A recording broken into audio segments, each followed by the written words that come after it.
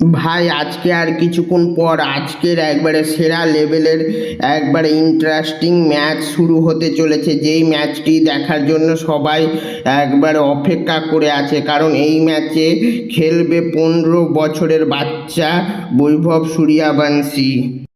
বৈভব সূর্যবংশীর খেলা দেখার জন্য সবাই অপেক্ষা করে আছে। আজকে আর কিছুক্ষণ পর 6টার দিকে এই ম্যাচটি শুরু হতে চলেছে। এই ম্যাচে একটু বৃষ্টি হবারও সম্ভাবনা আছে।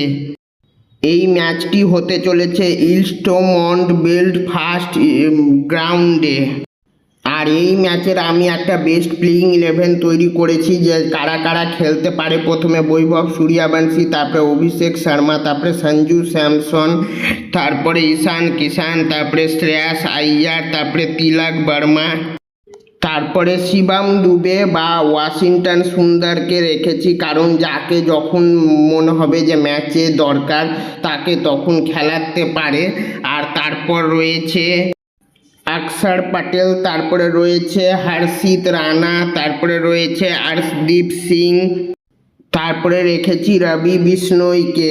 আর যদি কোনো সময় ইনজুরি হয়ে যায়, বলারদের বোলিংয়ে দরকার পড়ে, তাহলে রাখা যাবে প্রিন্স যাদবকে। আর যদি ব্যাটিংয়ে দরকার পড়ে তাহলে রাখা যায় শ্রেয়াস আইয়ারকে রাখা যায়।